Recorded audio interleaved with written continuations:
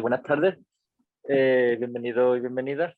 Vamos a dar comienzo a la sesión plenaria, cómo acabar con el legado racista y colonial.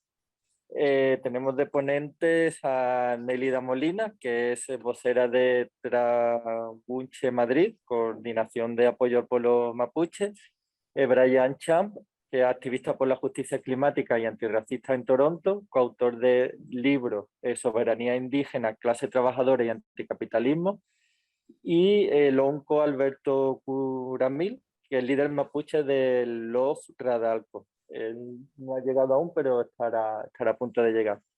Le voy a dar la palabra primero, en primer lugar, a Nélida Molina. Cuando quiera. Yo me quito esto, si no me ahogo. No te acerques mucho. Primero, Mari Compuché, Mari Pulamien, Mari Compuguanui, Icheta Nélida Molina Pillén, Catañi Huarquen Tragunche Madrid. Un saludo, hermanas, hermanos, amigos, amigas.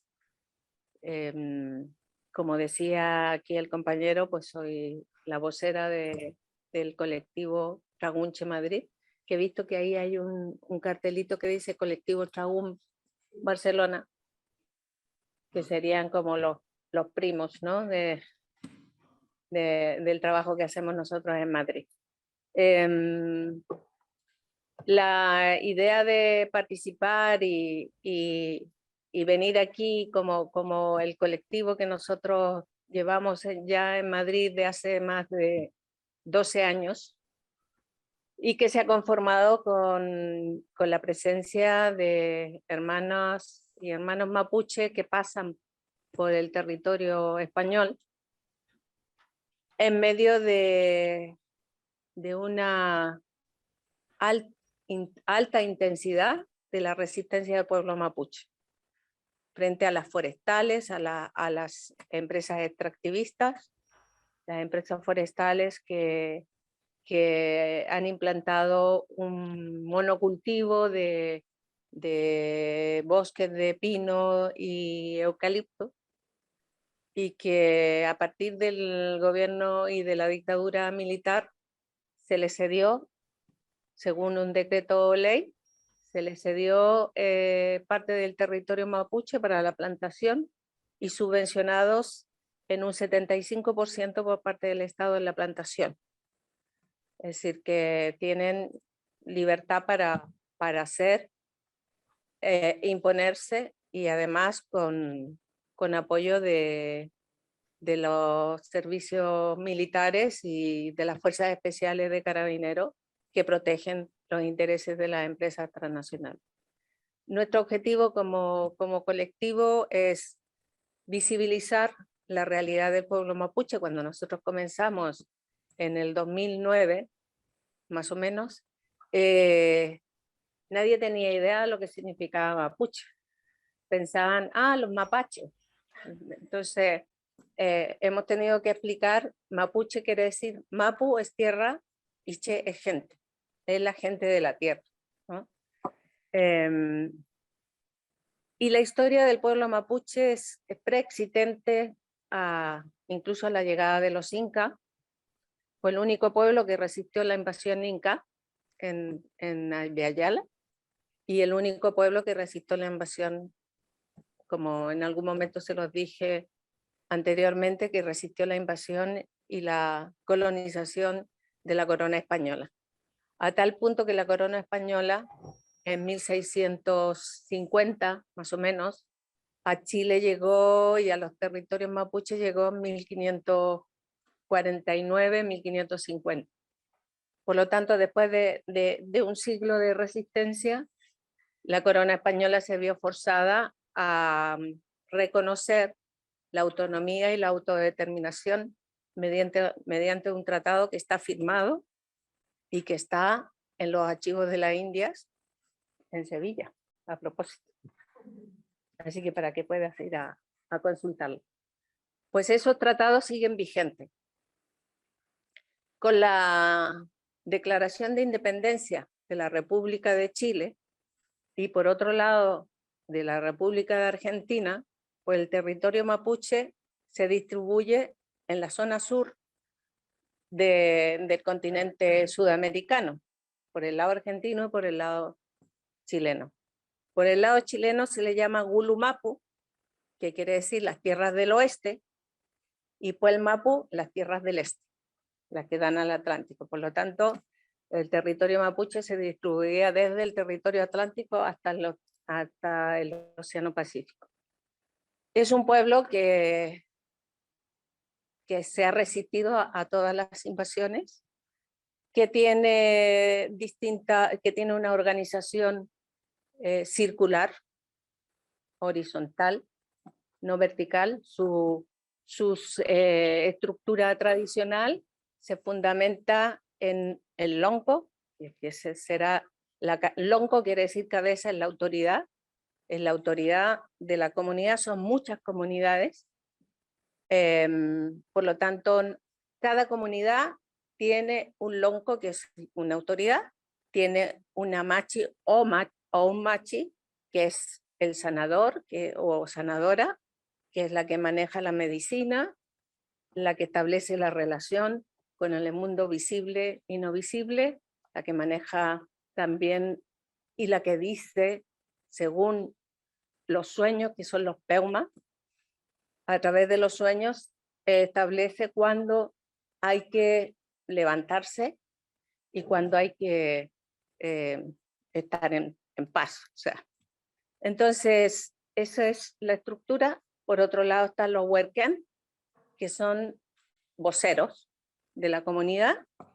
Está el machife, que es la persona que traduce el lenguaje antiguo cuando la machi o el machi establece comunicación con los ancestros. La relación del pueblo mapuche con el territorio y con la tierra, para ellos todos los elementos que componen el territorio son seres vivos, están en constante comunicación. Por lo tanto, para el pueblo mapuche es fundamental la relación con la tierra. De hecho, ocurre que cuando un mapuche sale de su territorio, pierde la raíz y la relación con el territorio, pierde la relación con los montes, con los ríos, con el agua, con los árboles, con las aves, se comunican, ¿no? Y ellos hablan en estos momentos, dicen que los antiguos, sus ancestros, hoy les están exigiendo el levantamiento. Chile invadió, desconociendo incluso el tratado que tenía Chile con España, con la corona española, lo respetó cuando declaró la independencia, dijo que iba a mantener esa comunicación y respetando esos tratados. Cosa que no hizo, obviamente. Nunca declaró la guerra, porque era una nación autónoma e independiente. Si hubiese declarado una guerra, pues estaba invadiendo otra nación. Lo que hizo fue declarar una ocupación y usurpación y despojo de territorio con todas las fuerzas del ejército. Lo hizo en el lado de Chile, que se le llamó la pacificación de la Araucanía, y en el lado argentino pues se le llamó la campaña del desierto, de toda la parte de la Patagonia. Para ellos era desierto, ahí no había gente, no había hábitat, no había nada. Y se produce simultáneamente esa situación. Por el lado de Chile, entonces, primero era el reconocimiento de un pueblo valeroso, un pueblo gallardo, un pueblo soberano, y que era como un emblema y un liderazgo para los militares.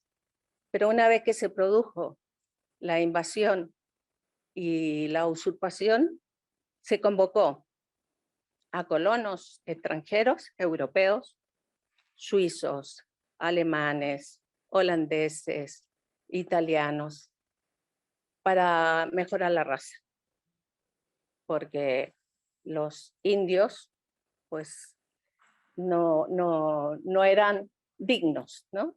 Entonces se produjo todo un proceso de discriminación y de desvalorización de pertenencia a la raza. Les robaron todo, sus territorios perdieron un 95% de las tierras pasaron a manos de colonos.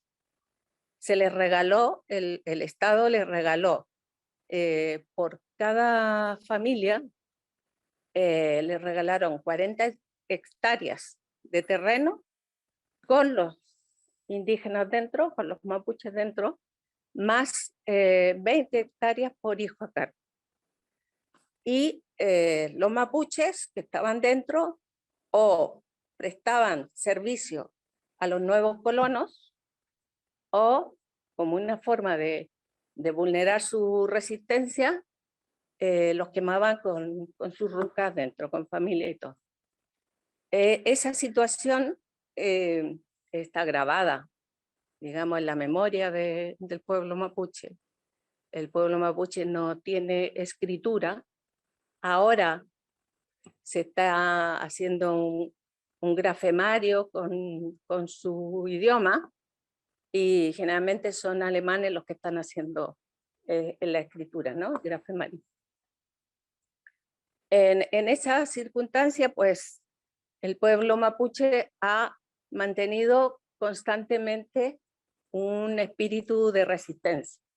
En el proceso de desarrollo, de evolución que ha tenido el pueblo de Chile y Argentina, con ambas dictaduras, por supuesto, han sufrido incluso la negación de existencia como tal, como pueblo, ¿no? Salvo en tiempos de Allende, me dice cuándo, ya me he pasado. Pero bueno, acaba... Bueno, termino.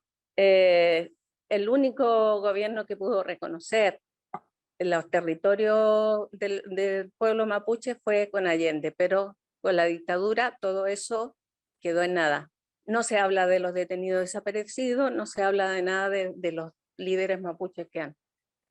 Y hoy, con el surgimiento del modelo neoliberal, pues hay un levantamiento y una resistencia de alta intensidad, porque lo que dice las comunidades mapuches y los pueblos que están en resistencia, porque no es homogéneo, hay tantas comunidades como territorio mapuche hay. Y como les decía, cada comunidad tiene su propia organización. Entonces, hay comunidades que están por negociar con el Estado, formar parte de la institucionalidad del Estado. Hay comunidades que están dentro del Estado, de la institucionalidad, y hay comunidades que están en la resistencia total. O sea, sabotaje total al modelo neoliberal y a las empresas extractivistas. ¿Lo dejo aquí? Vale, luego podrá.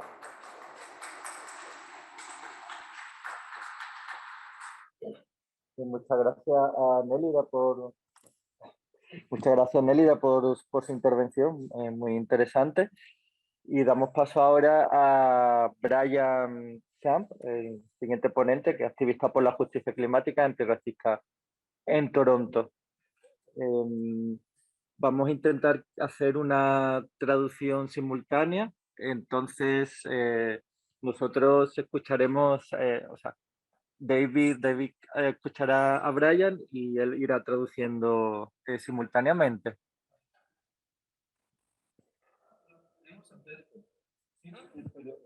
¿Que hable Berto primero entonces? Vale. Bueno, pues un cambio de planes de última hora. Va a hablar primero, va a hablar Berto Curamil, líder mapuche del Los Radalco.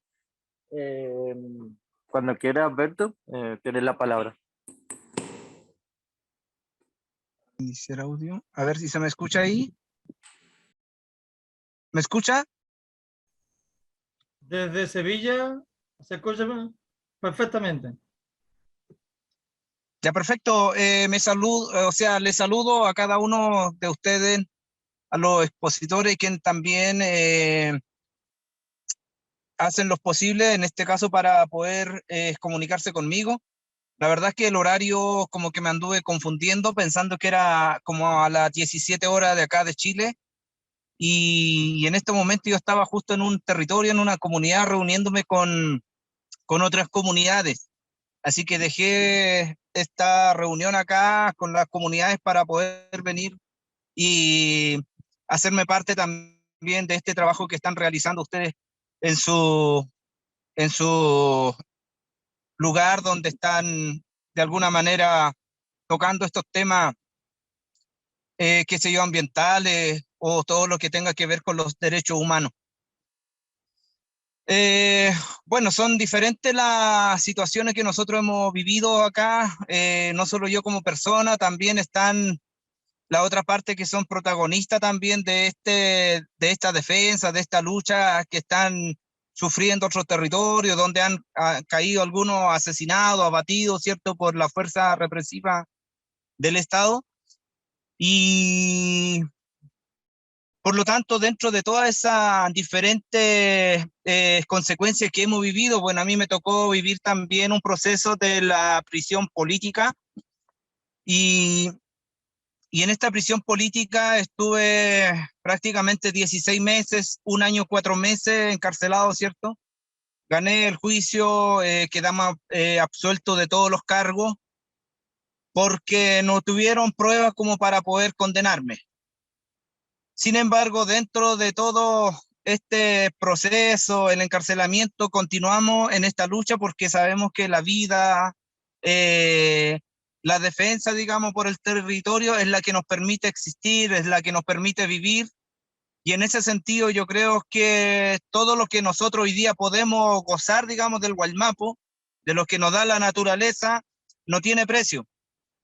En ese sentido, yo creo que somos bien conscientes de poder enfrentar, digamos, a todo este sistema represivo que hoy día hemos vivido acá en el Gualmapu por el Estado de Chile. Como les decía, son diferentes consecuencias que vive cada familia, cada territorio acá. Algunas familias han perdido sus hijos, ciertos padres que están hoy día heridos por la fuerza represiva, personas, familias que lloran muchas veces por su hijo en el cual fueron abatidos, ¿cierto?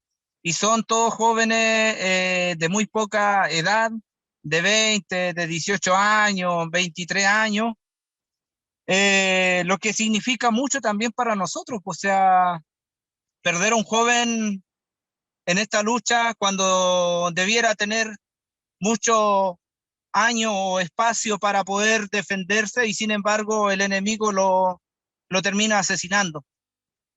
Pero de la misma forma tenemos a otros compañeros, hermanos de diferentes territorios, insisto en eso, también siguen sufriendo, digamos, la prisión política. Y en ese sentido, cuando hablamos de la prisión política, hay diferentes cárceles en el Gualmapu, tanto como Angol, y también en la costa, en la cárcel de Lebu, más en el centro acá, la cárcel de Temuco, en donde hay prisioneros políticos, y en Valdivia también hay algunos hermanos presos políticos mapuche. Son luchas que se tienen que dar, son luchas importantes para nosotros. La defensa de la vida, la defensa del territorio para nosotros es súper importante, y esto nos lleva a estas consecuencias, en donde hay personas heridas que también hemos tenido que prepararnos para poder darle una atención digna dentro de las comunidades. Ya ni siquiera lo estamos llevando a los hospitales porque allá obviamente quedan bajo custodia policial y no estamos en condición y no estamos de acuerdo tampoco para que esto así se siga dando. Yo creo que acá en Chile se está viviendo diferentes procesos. En particular, nosotros como nación mapuche, parte de lo que ya le estoy comentando. Y en términos general, de cómo el Estado hoy día también de alguna manera está tratando de maquillar una nueva constitución, ¿cierto? En donde hay mucha gente, incluso también parte de nuestra gente también está en ese proceso de constituyente. Y al mismo tiempo están en pleno proceso de cambio de gobierno, en donde hoy no hay mucha opción, algo que no responde a la demanda mapuche. Tenemos a una persona de la ultraderecha, ¿cierto? Un nazi que pretende gobernar. Tenemos a otras personas muy jóvenes, pero que no tienen una definición clara en términos políticos y muy especial en lo que significa el derecho humano. Entonces, frente a eso, creo que el país está viviendo en un tiempo un poco complicado, ¿no? Porque ninguno de los dos representa, digamos, el movimiento o la lucha social que hoy día se está dando en la calle, así como nosotros lo damos acá también en el Gualmapo. Sin embargo, todo o la mayoría coincide de que no podemos permitir que también sea parte del gobierno un nazi, un asesino, y que siga asesinando, digamos, a nuestros hermanos chilenos y que siga también asesinando a nuestra gente.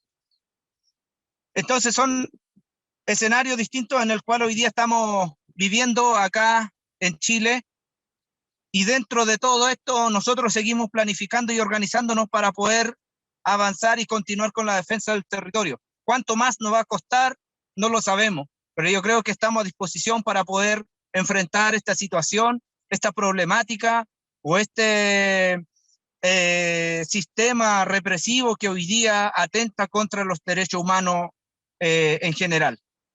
Esto es lo que yo le podría plantear. No quisiera alargarme mucho porque sabemos, como le digo yo, estamos también en otra actividad, y pedirle a la vez disculpas a los organizadores en el cual tuvimos esta inconveniencia de nuestra presentación. Pero desde el Gualmapo nosotros estamos bien firmes, seguros con nuestra lucha, y desearle también a todos los compañeros que están en otros países, a la Lamien que estaba exponiendo anterior, darle un abrazo desde el Gualmapo, a todos los hermanos exiliados políticos que están en diferentes países, darle este abrazo, este mensaje de lucha de que nosotros seguimos resistiendo acá en nuestro territorio. Eso, compañeros, Peñi, Lamien, amigos, Buenoy, Peipian.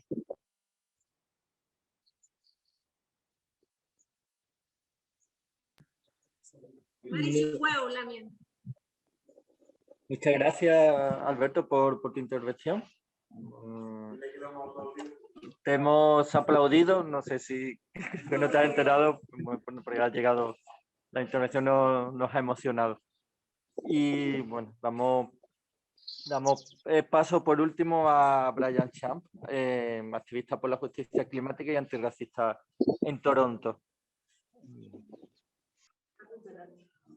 All right, now we see you. Okay. Muchas gracias por invitarme a hablar aquí. Es muy importante este tema globalmente. Es un gran honor hablar con Alberto y Nelida en este tema. Y el hecho de traer otra dimensión desde Canadá, así llamado Canadá. Mucha gente es consciente de la explosión de lucha que ocurrió el enero y febrero pasado en Canadá sobre Wet'suwet'en territorio en norte de Columbia Británica, donde defensores de la tierra bloquearon el oleoducto, un oleoducto de gas natural que querían llevar gas a un puerto en Columbia Británica.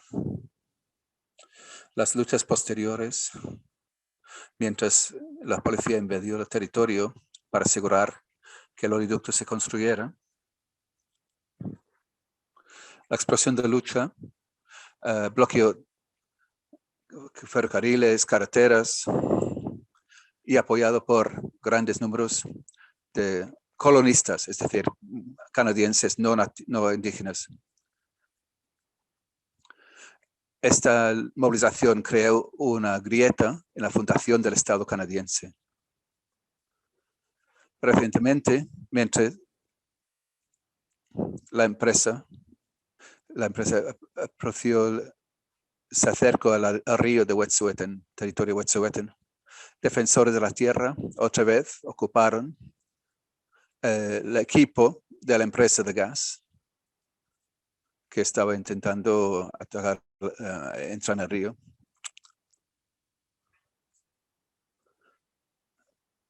Y uno de los dirigentes de los pueblos originarios decía que estas aguas son sagradas, es nuestra agua de beber y es en nuestro río. Ella llamó al legado de decenas de miles de tradición de Wet'suwet'en defender la tierra y prometió que esto nunca iba a parar, esta defensa. Así que creo que hace eco los comentarios hechos por Alberto hace pocos minutos, donde defensores de la tierra que se enfrentan a siglos de colonización y tal, nunca han rendido, nunca han dejado de resistir estos ataques a sus tierras. Han hecho sacrificios, incluso el último sacrificio, para conseguir que estas tierras y tradiciones sigan.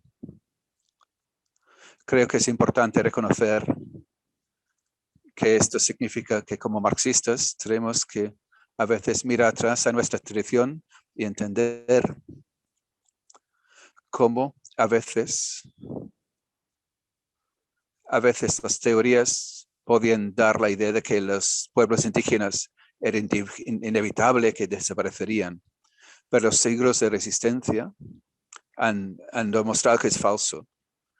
El hecho es que estas luchas resurgentes y la solidaridad que están recogiendo de sectores más amplios de la sociedad crea la abertura que da la potencial de cambiar el mundo, de una visión de otro mundo. Así que en términos del caso específico del pueblo Wet'suwet'en, cuyo territorio se llama Inta, este territorio cubre 22,000 kilómetros cuadrados de territorio no cedido a Canadá. En gran parte de Colombia Británica nunca hubo tratados de cesión de tierras.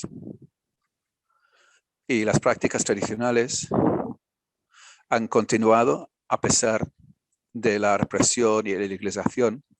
Así que la presencia continua en la tierra ha creado este momento donde existe un desafío entre diferentes visiones del mundo, diferentes sistemas legales y así adelante. Así que el gobierno canadiense, que está en la tradición de colonialismo de colonos, es interesante lo que escuchaba de, creo que Alberto, o Nélida, que la historia del pueblo mapuche tiene similitudes en términos de cuando podían resistir las incursiones del imperialismo español, la creación de estados colonizados, de hecho, aceleró el proceso del robo de la tierra de los habitantes originales. Estos choques entre dos sistemas, me gustaría entrar en detalle sobre esto. Para el pueblo Wet'suwet'en, Anuknuatan, que es su palabra para su ley de Wet'suwet'en, no es una creencia o un punto de vista. Es una forma de gestionar sus territorios de forma sostenible entre las personas y el planeta. Y ha funcionado durante miles de años, manteniendo el territorio en paz. Dicen, nuestra ley es esencial a nuestra identidad. La continuada criminalización de nuestras leyes por los tribunales y policías de Canadá es un intento de genocidio, intento de exterminar la identidad Wet'suwet'en. La soberanía del Canadá, por otro lado, se basa en la colonización de las naciones indígenas y sus tierras de la isla de Tortuga, que es lo que algunos pueblos indígenas de Norteamérica llaman su tierra. Por debajo, la base legal de estas reivindicaciones viene de la doctrina del descubrimiento que fue proclamado por el Papa en los 1400, con la idea de que estas eran tierras vacías, con lo cual la resistencia permanente a la colonización contradice esta premisa. Entonces, de hecho, si la Norteamérica hubiera sido tierra vacía realmente, los colonizadores europeos se habrían ido en sus barcos, porque habría sido un ambiente inhospitable. El hecho es que miles de años de cuidado del medio ambiente había creado el ambiente donde sostuvo a las poblaciones colonizadoras, habría sostenido las poblaciones indígenas durante miles de años. En el caso de Wet'suwet'en, porque no hay tratado, hay una contradicción.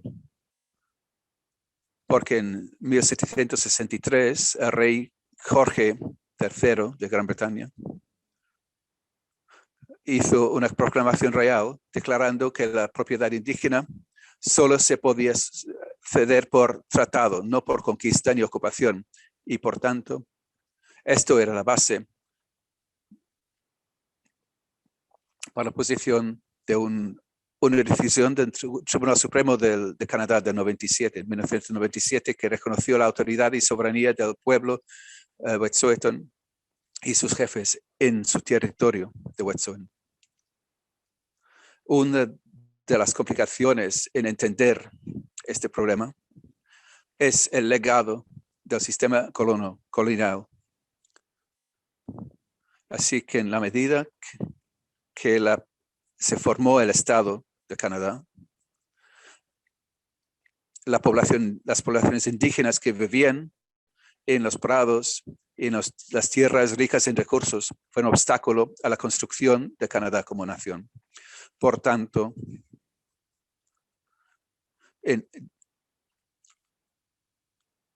hubo rebeliones de los pueblos indígenas y de los diferentes pueblos de los prados en los 1860 y hasta 1880. Estas rebeliones fueron destrozadas brutalmente por las Fuerzas Armadas de Canadá.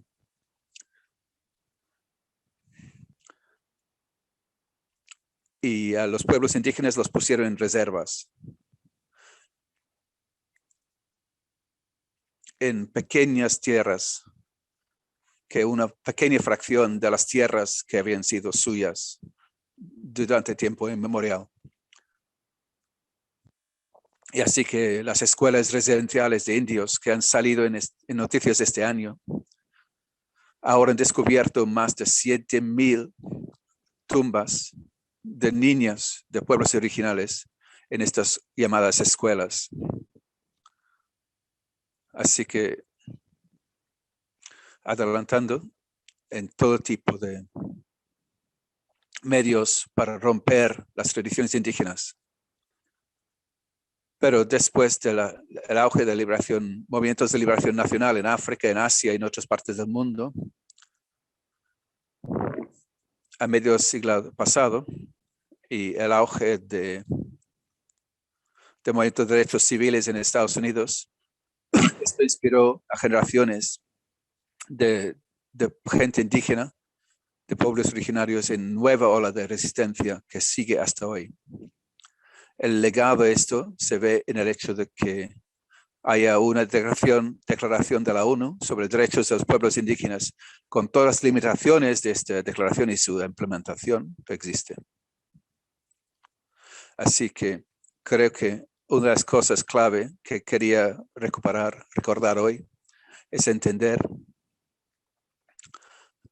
un aspecto clave de esta lucha. Brian, you've got 2 minutes left, I'm afraid. Bien.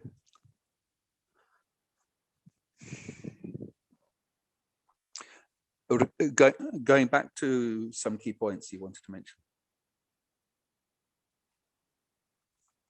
Creo que es importante, como parte importante de la solidaridad del año pasado, y sigue hoy, en hacer las enlaces, conexiones entre luchas obreras y las luchas de los pueblos indígenas en línea de frente de la lucha. Cuando pensamos en oleoductos, en la construcción de oleoductos en las tierras indígenas, sabemos que hay trabajadores con sindicatos que participan en estas luchas. Así que es un problema clave para marxistas, cómo podemos construir un movimiento y que una parte clave de esta lucha es la idea de una justa transición climática, una estrategia que puede juntar y entender que son alineaciones, colaboraciones potencialmente revolucionarias por la forma en que los pueblos indígenas utilizan las tierras, viendo la tierra como un conjunto, son un obstáculo total a la extracción de recursos por parte del capitalismo. Si logramos construir las conexiones entre movimientos obreros revolucionarios que combaten el sistema en el punto de la producción, con las luchas indígenas que intentan parar el suministro de materia primaria a estos procesos de producción, entonces tenemos el poder para realmente transformar el mundo. Os invitaría a quien tenga interés en impulsar estas luchas a unirse a un grupo de nuestra corriente en vuestro país. Max 21 en España, estamos aquí en Canadá, en diferentes grupos en diferentes países. Y muchas gracias por haberme invitado a hablar. Pues muchas gracias a Brian por su intervención. Gracias a él por haber aceptado nuestra invitación. Y entonces ahora damos paso al turno de debate. Quien quiera intervenir para decir, ¿no? Tiene la palabra, pueden intervenciones de unos 3 minutos como máximo y luego al final pues cada ponente dirá sus conclusiones.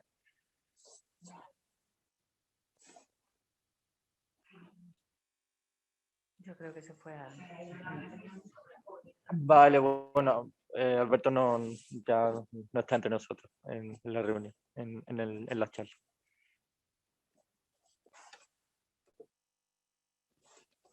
Yo puedo complementar si hace falta. ¿Alguien quiere pedir la palabra? Si no, se la doy a Nélida para complementar su intervención. Vale, pues... le doy la palabra a Nélida.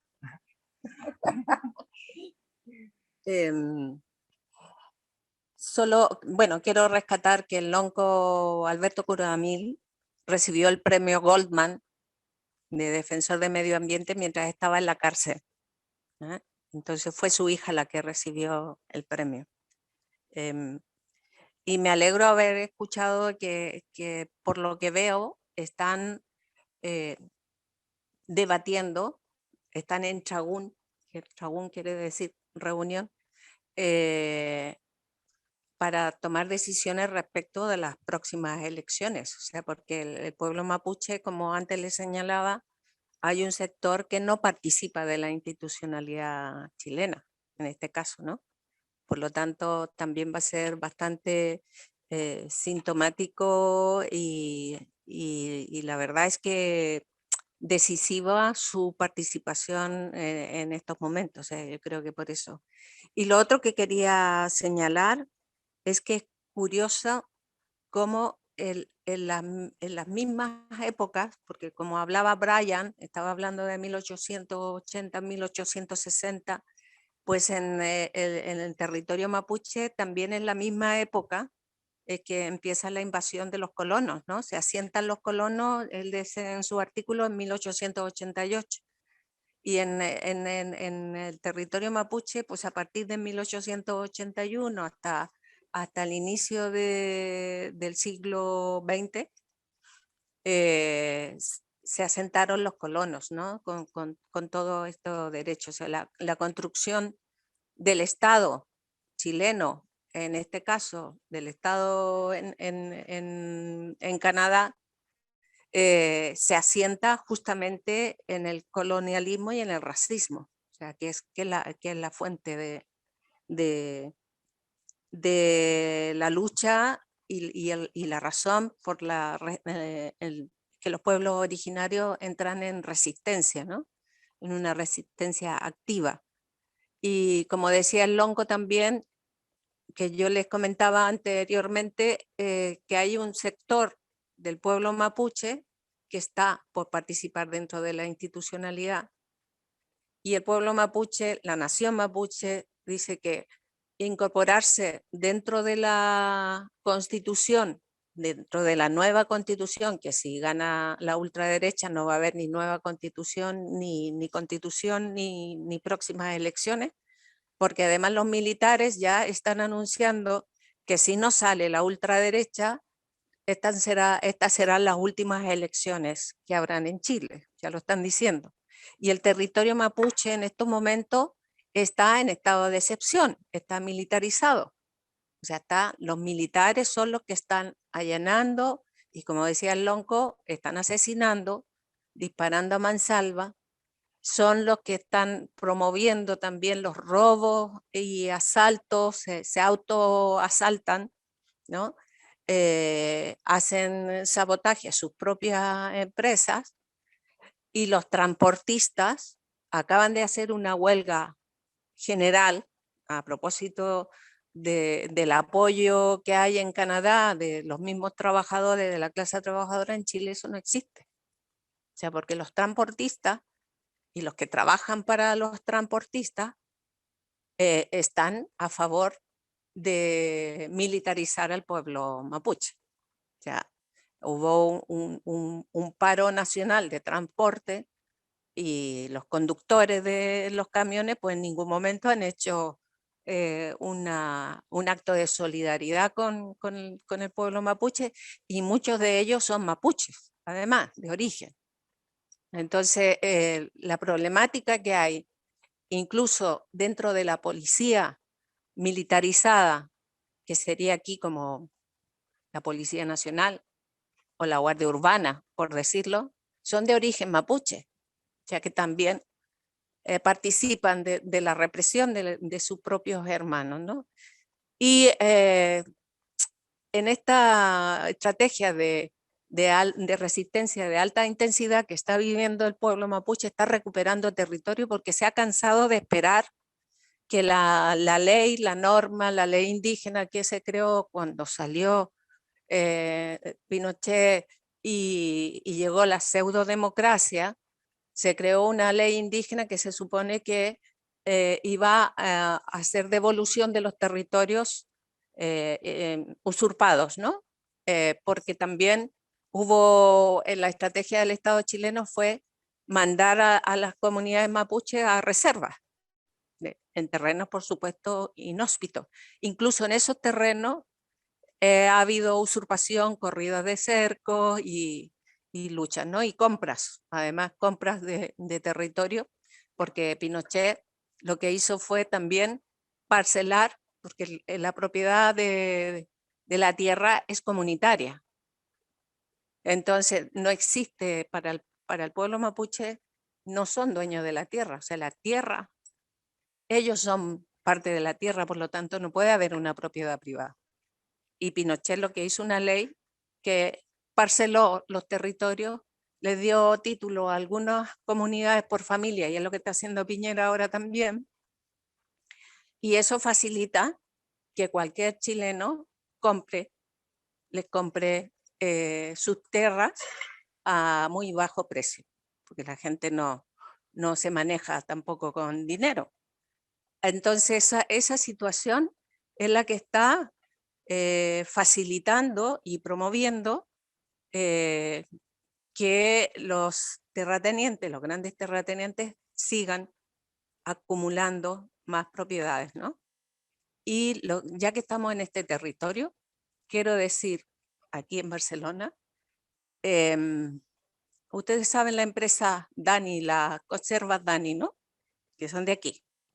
Pues lo que hacen es traer del mar de Chile, del territorio Las Quenches, traen todo del mar, los pescados, el atún, todo lo traen de allá, lo hacen conserva y desde aquí la gente de allá solo puede comer ahora los productos del mar enlatados por la empresa conservera Dani. Entonces, una de las cosas que nosotros que estamos aquí en España y que estamos haciendo un trabajo de sensibilización, una de las tareas que creo y que hay que promover es denunciar y ponerle nombre a las empresas, en este caso de España, que son las que están provocando esta situación de extracción de los recursos naturales y lo están mercantilizando. Bueno, Endesa es otra empresa, ¿no?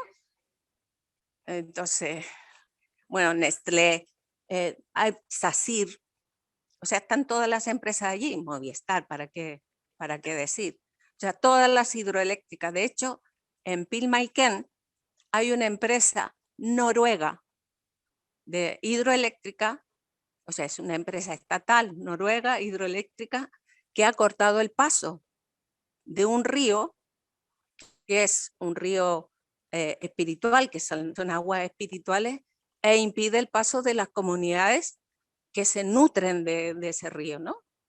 El agua en Chile es propiedad privada.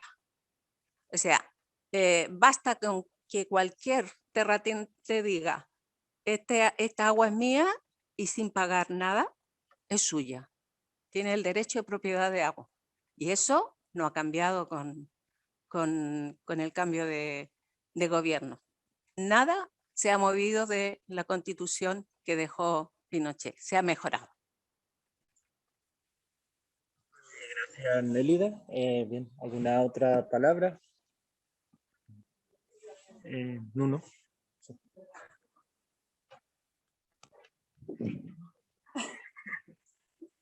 Qué detalle.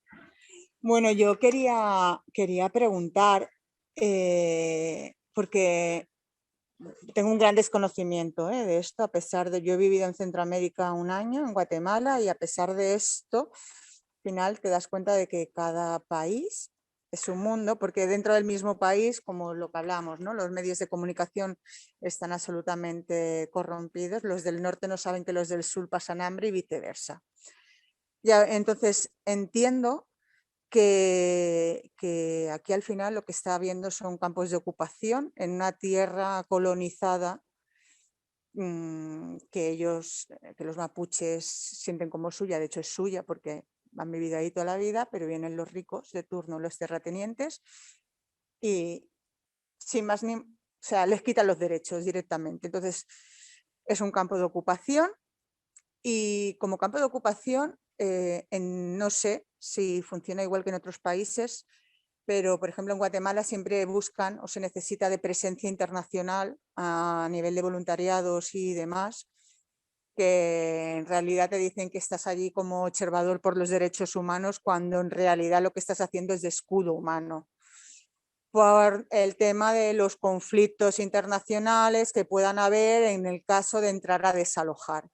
No sé si a nivel chileno también se está dando esto, porque bueno, es una situación complicada en el sentido de que los propios mapuches están participando, ¿no? de la institución, bien por miedo, bien porque están comprados, bien llámalo X, ¿no? A veces es un poco ilógico y nos cuesta entender cómo alguien de unos orígenes tan marcados pueda tener otros ideales, pero bueno, lo puedes eso como el que está aquí en la izquierda y el que cree en la derecha y vivimos uno al lado del otro y somos vecinos, ¿no? Y para mí es ilógico, pero estas cosas pasan. Bueno, pues entiendo que allí está pasando un poco lo mismo. No sé a qué nivel hay una presencia internacional en Chile que ayude a contrarrestar esta colonización, ya que la propia institución como tal, si entra a la derecha, ya no es que hablemos solo de la parte colonizada, sino que hablamos de todo el país, que va a sufrir unas consecuencias importantes.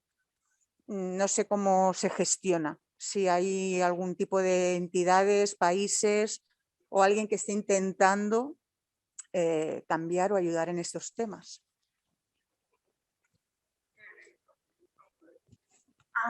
Bueno.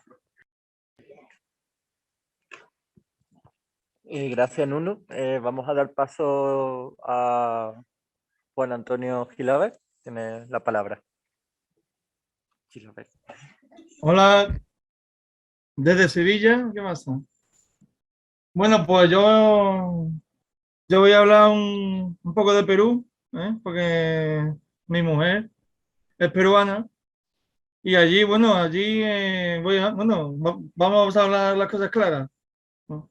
Movistar, junto con más multinacionales españolas, dieron un golpe de Estado y donde murieron, no sé la cifra, pero varios activistas en la revuelta por todo el país. Bueno, pues Movistar dio el golpe de Estado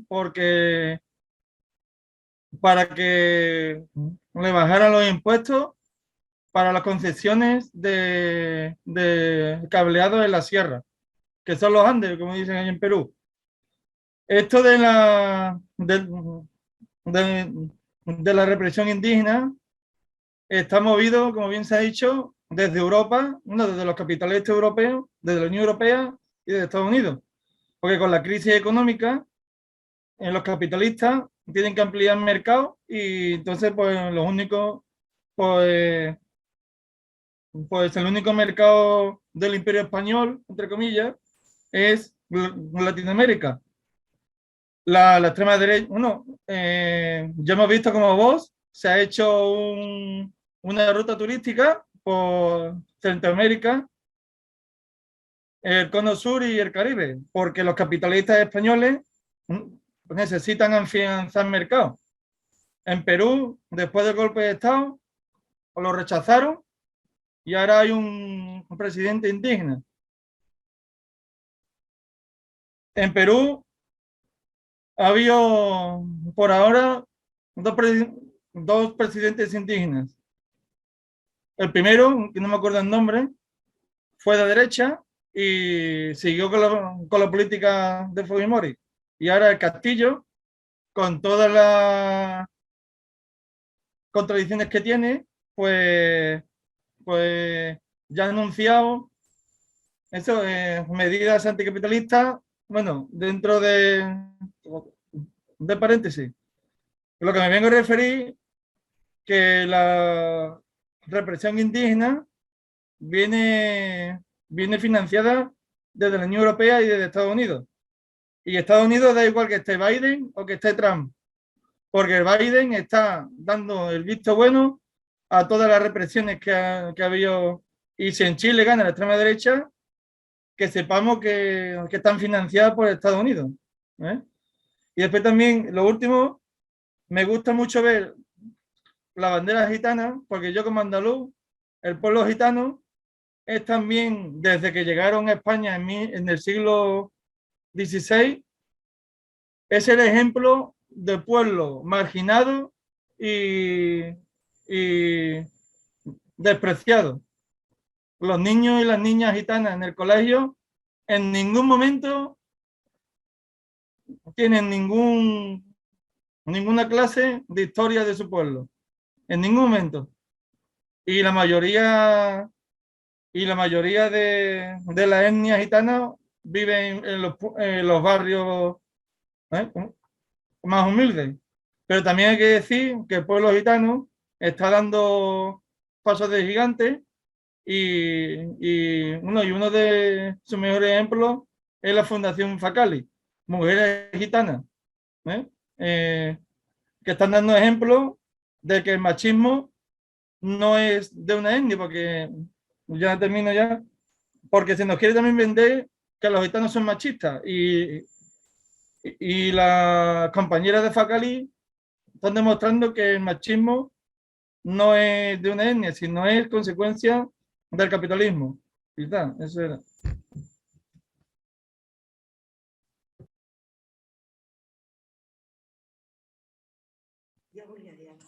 Gracias, Juan, por tu intervención y doy la palabra a Pati.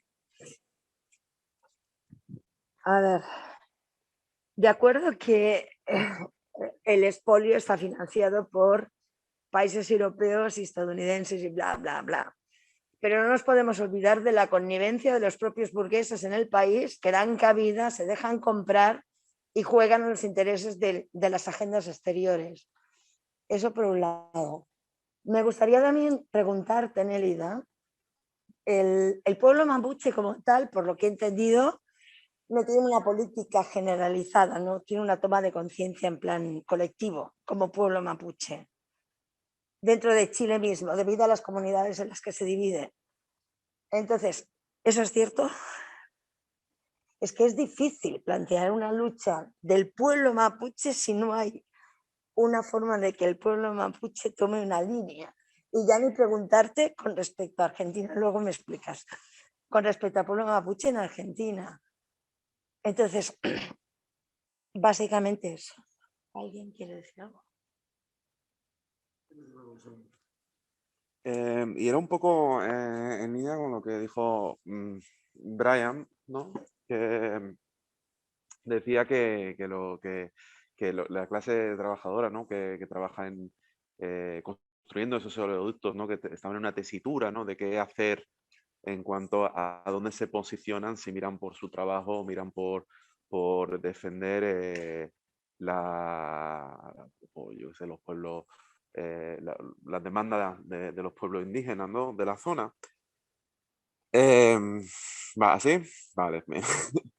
Y yo creo que aquí pues habría que tomar ejemplo de un poco históricamente qué ha pasado, por ejemplo, en zonas donde un imperio, ¿no? Ocupaba unas tierras, ¿no? Como el imperio ruso ocupaba la República Islámica, bueno, lo que luego fueron las repúblicas islámicas, ¿no?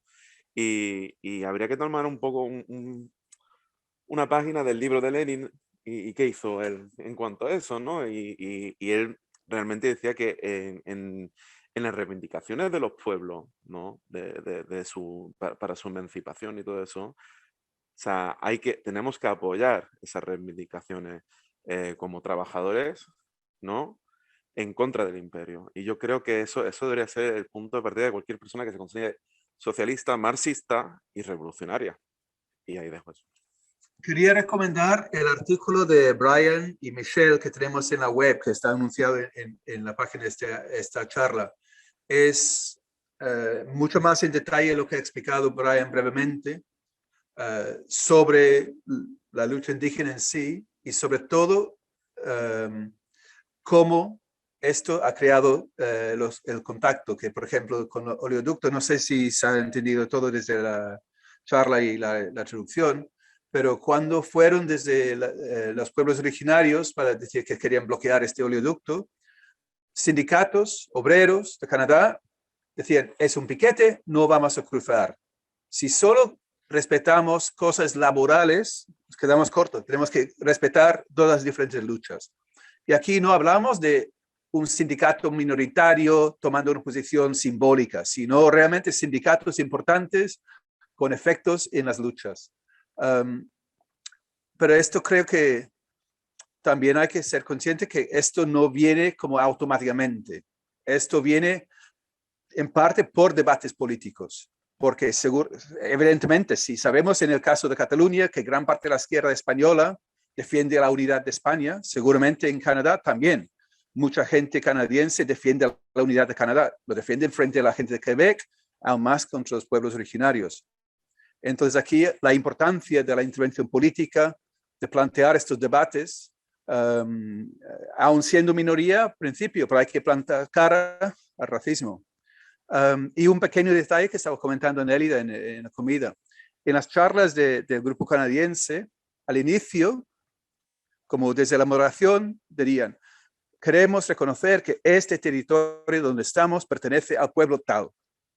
Y damos las gracias, o sea, es un toque. Cada charla, que sea sobre cambio climático, sea sobre el precio del pan, siempre empieza con esto, para que todo el mundo tenga claro que Canadá es un estado colonial.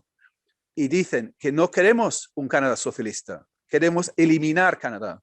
Queremos construir una nueva sociedad justa, que nosotros llamaríamos socialista, los pueblos originarios llamarían otra cosa, pero queremos construir otra sociedad, no simplemente cambiar las etiquetas sobre Canadá. Y esto también, cierro con esto, va a la raíz de nuestra visión de socialismo, que no es gente guay con banderas rojas gestionando el mismo sistema, sino es cambiar desde abajo hasta arriba todo el sistema. Solo eso.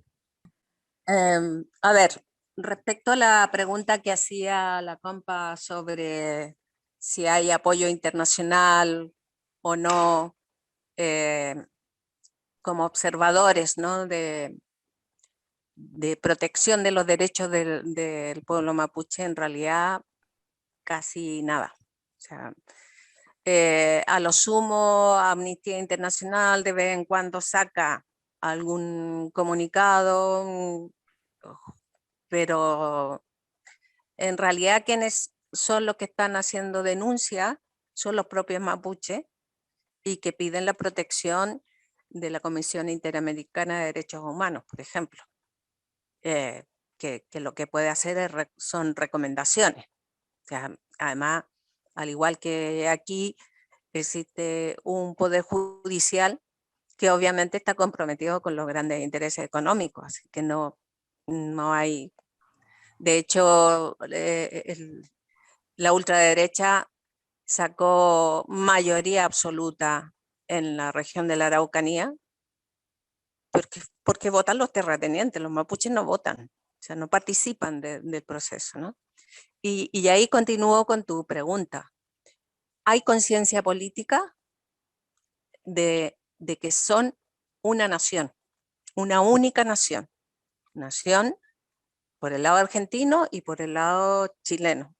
Son un solo pueblo, un solo pueblo que se reconoce como una nación con autonomía y autodeterminación, que está garantizada porque hay tratados que existen, que están vigentes, y esa es una de las demandas que se está planteando hacer, ¿no? Ante el Tribunal Penal Internacional de La Haya, que es probable que dure años, porque es así, pero que entre tanto el pueblo mapuche movilizado, autonomista, porque como digo, en las estrategias de liberación sabemos a nivel, en todas partes, que hay distintas estrategias.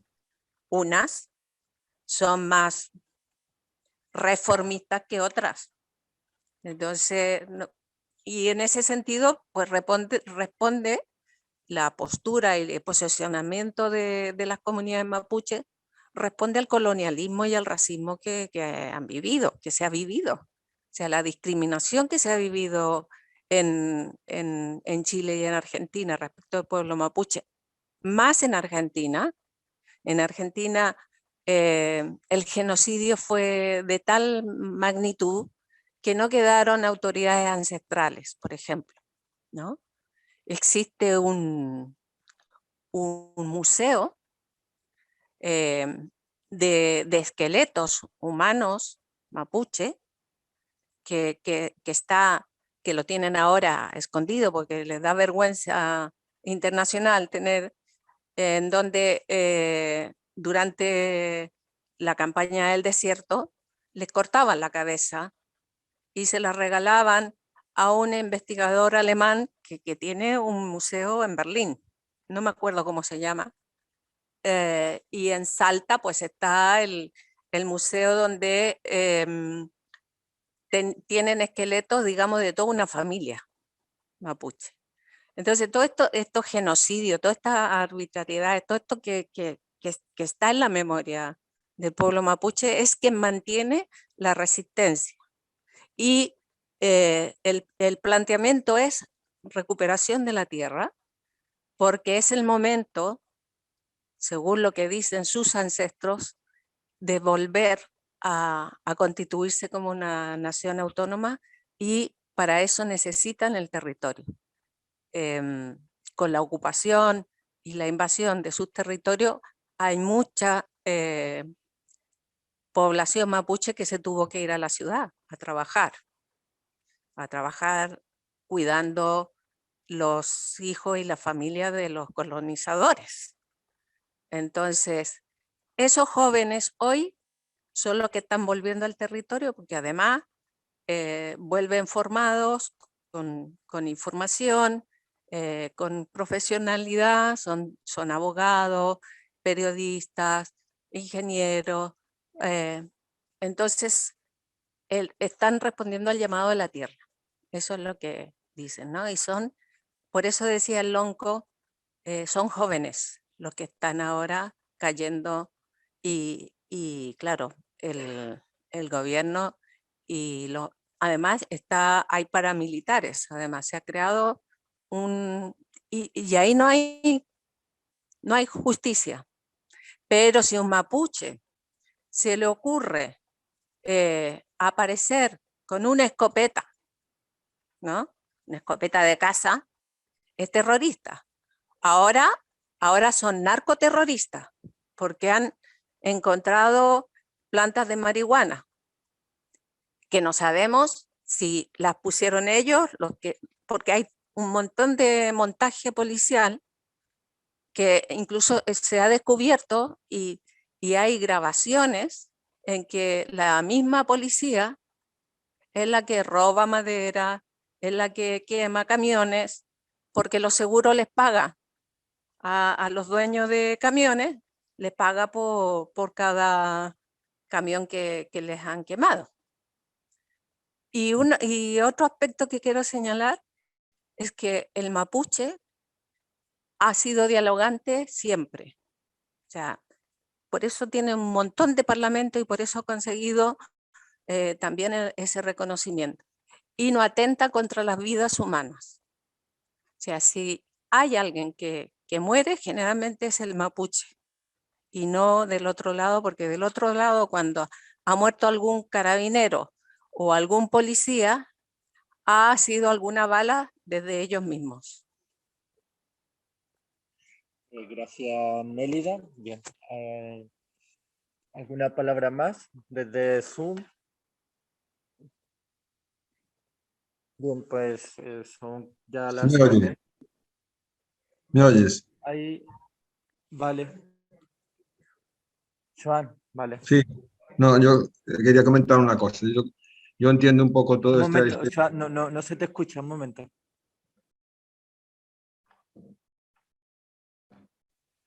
¿Puedes hablar ya, Joan? ¿Me escuchas ahora? ¿Me escuchas? Sí. No, era comentar un poco el caso de Galicia. Desde los comienzos del movimiento nacionalista, del bloque, lo que era antes la Asamblea Nacional Popular Galega, se ha siempre teorizado sobre el tema de que Galicia era como una colonia. O sea, de hecho, el movimiento nacionalista ha estado siempre vinculado a temas relacionados con la tierra. Digamos, el comienzo fue el tema del Castrelo do Miño, después las encropas cuando intentaron expropiar todas las tierras para construir centrales. Después el tema en Galicia ahora mismo hay 36 grandes centrales que se llaman en Galicia en coros, ¿cómo se llama? Para electricidad. Hay 30 y tantas mini centrales. Ahí está el tema de las térmicas, está el tema de las expropiaciones de tierras, que si eso está 4.000 autogeneradores, o sea que es un poco la dinámica, digamos, del nacionalismo gallego ha estado relacionada siempre con el enfrentamiento con el tema de la tierra, porque además daba la paradoja de que en Galicia hasta hace poco había aldeas que tenían una mini central a 2 kilómetros y no tenían luz. O sea que es un poco un tema que desde el punto de vista de Galicia se entiende perfectamente.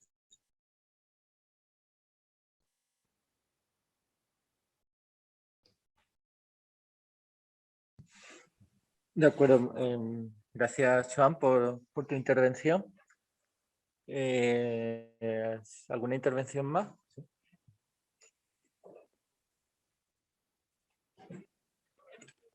Preguntaré a la compañera si tiene algún tipo de relación la lucha de la Brigada Zapatista con un poquito con la lucha, perdón, si tiene algún tipo de relación, porque recientemente estuve escuchando unos compañeros que vinieron a explicar un poco la lucha de la Brigada Zapatista en México y cómo han conseguido, ¿no?, autoorganizarse y crear un sistema paralelo al gobierno y cómo han creado su propia autonomía y se les respeta en parte todo el sabotaje que han estado pues aguantando tantísimos años.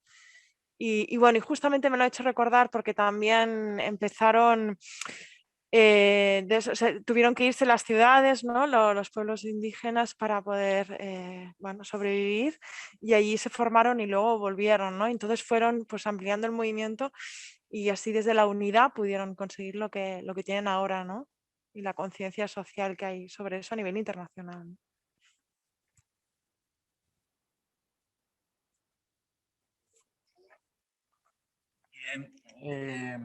Como ya bueno, se han pasado 2:30, si hay más turnos de palabra, lo doy, y si no, ya cerramos el debate y que los ponentes, las ponentes den sus conclusiones. Vale, pues le doy la palabra a Nélida y luego cierra Brian. Mira, en respuesta a tu pregunta sobre el modelo zapatista, ¿no? Yo creo que todos los pueblos de Abya Yala tienen como modelo, de hecho, por hablar del levantamiento del movimiento autonomista mapuche de recuperación de tierras, comienza en el 92, o sea, una de las primeras recuperaciones de tierra y uno de los primeros asesinatos también que se han producido. Desde el 92 hasta la fecha, por lo menos hay un rango de 30 asesinatos sin justicia, digamos, ¿no? Y más de un centenar de presos políticos mapuche que, como decía el Lonco, ¿no?, en las distintas cárceles. Recién ayer, por ejemplo, ya ha habido otro encarcelamiento, allanamiento de indiscriminados y tal, ¿no? La diferencia con el movimiento zapatista es que es un ejército y tomó las armas. Esa es la gran diferencia. El pueblo mapuche no tiene armas. Sus armas son precarias, o sea, qué sé yo, incluso todavía están con sus palos, o sea, que se enfrentan o con la boleadora, no sé cómo será, con piedras, o sea, es la forma, y el sabotaje, ese es pero no tienen armas, no se han preparado militarmente como el pueblo, como los zapatistas, ¿no? Y por otro lado, bueno, la gira zapatista, personalmente tuve la oportunidad de hablar con alguna de ellas y su prioridad fue venir más a Europa que mantener alguna relación con los pueblos de Abya Yala, ¿no? Entonces, ellos cuando dicen nosotros, nuestra modelo de lucha, pues es el modelo zapatista, el proceso que ha vivido Bolivia, Palestina, ¿no?, que tenemos, y Kurdistán, que se tiene también como unos paralelismos de lucha y de recuperación de tierra y sobre todo de su cultura, o sea, el mantenimiento de la cultura y de la lengua, que es lo que dicen, o luchamos y resistimos el capitalismo neoliberal, porque es como ahora o nunca, porque de hecho es la zona más pobre de todo Chile y es la región más pobre, o sea, no tienen agua, no tienen luz, lo que estaban diciendo recién, ¿no? O sea, las hidroeléctricas están ahí, pero la luz es para las grandes mineras que hay en el norte, ¿no? Ni siquiera pasa por su territorio. Y toda la construcción de territorio, de caminos, que las hacen las empresas españolas, Acciona, SACIR y tal, entre esas, y los presidentes, porque Piñera tiene un territorio, su casa al lado de uno de los territorios, la Bachelet también, o sea, todos tienen sus territorios dentro de la zona mapuche, ¿no? Porque es la zona más rica, o sea, tiene una riqueza de todo tipo, natural, tiene los ríos, tiene paisajes, son las inmobiliarias ahora también, que están desarrollando un turismo. Entonces, la resistencia es esa, o ahora, pero con sus propias armas, o sea que no están preparados como un ejército, como quiere plantearlo también el paramilitarismo y el ejército. La última noticia es que el ejército acaba de contratar a una de las forestales, grandes forestales, dueñas de terrenos y territorios mapuche, las acaba de contratar para que les plante, para tener producción de madera de pino y eucalipto. O sea, le pide a una forestal, plánteme pino en territorio mapuche. O sea, es una provocación en todas formas. Eso es lo que puedo decir. Gracias. Pues muchas gracias a Nélida por su intervención. Y finalizamos entonces con las conclusiones de Brian. Muchas gracias y gracias por las preguntas y el debate, muy interesante. Quería volver a hablar de un par para aclarar las posiciones de pueblos indígenas en Canadá. Porque se enfrentan condiciones de apartheid a manos de la policía, gobierno, el puerto, incluso en el sistema de salud.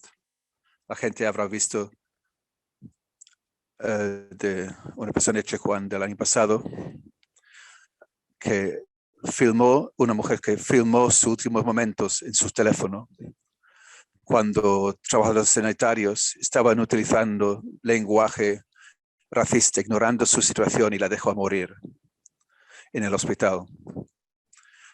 Así que la verdad es que pueblos indígenas están en primera línea de opresión en Canadá. Por tanto, creo que unas cosas que tenemos que mantener en mente es que todas las estructuras coloniales que fueron impulsadas por la ley india, la ley del Estado colonial de colonos para controlar a los pueblos indígenas y sus tierras, etc. Todo esto se ha convertido en el centro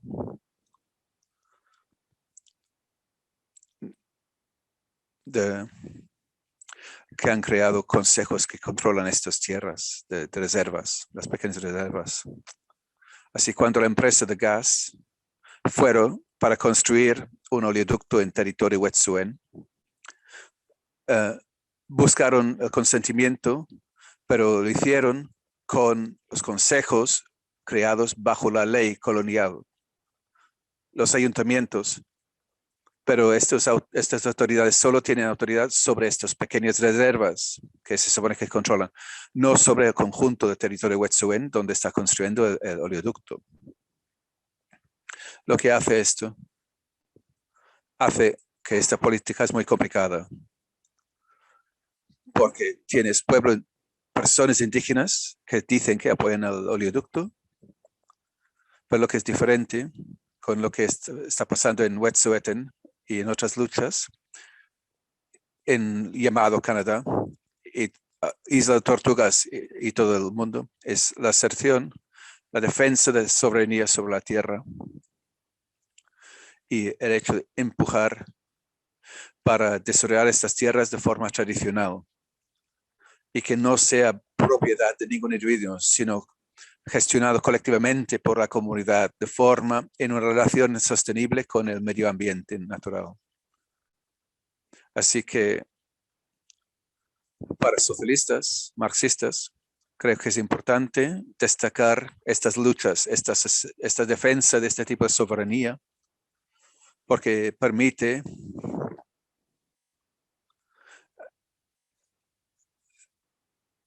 que nos trae a ser solidarios con los pueblos indígenas bajo las estructuras coloniales de Canadá.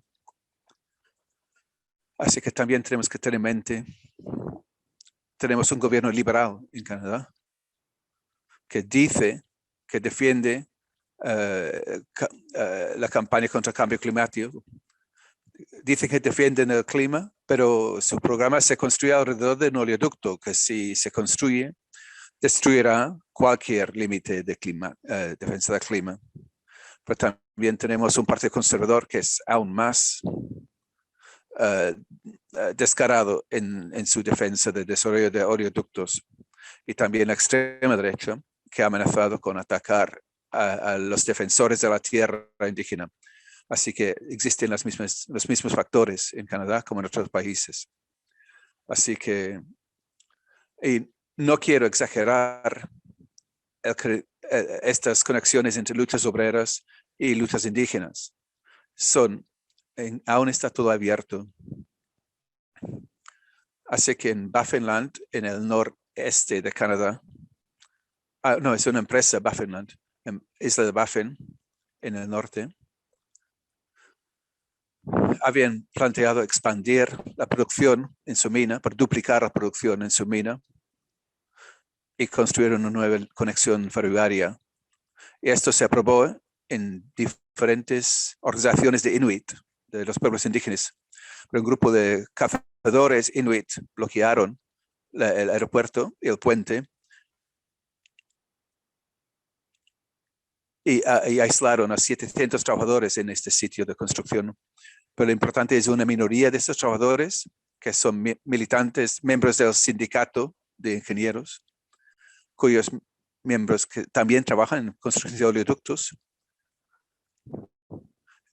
escriben una carta explicando que estaban en solidaridad con los cazadores Inuit y preguntándose qué hacemos aquí destrozando este medio ambiente, la minoría de trabajadores. Estas son aperturas, pero nos enfrentamos a retos reales de la dirección sindical, la burocracia sindical. Más recientemente, la burocracia sindical produjo un vídeo que se puede describir como racista, donde básicamente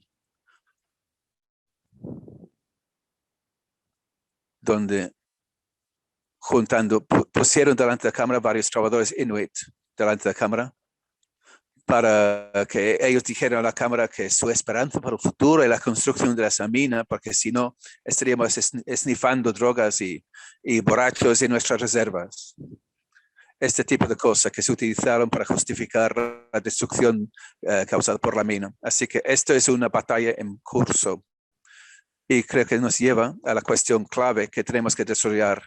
Tenemos que desarrollar un movimiento desde abajo para un plan de transición justa climática, construir la capacidad de realmente desafiar estas políticas, porque la verdad es que hay muchos más trabajos en un futuro justo con el clima que en la industria de petróleo.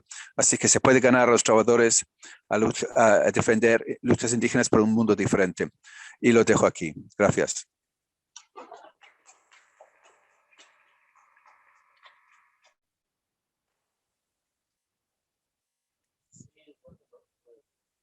Nada, para acabar, pues dar las gracias a los ponentes, a David también por haber hecho de la traducción simultánea. En unos breves minutos comenzará la última sesión plenaria. Animar a los compañeros y las compañeras también que se han que se han conectado en el Zoom a quedarse a la última sesión plenaria y también a que entren en la web, que miren que es más 21 y que, bueno, pues, que se afilien. Muchas gracias.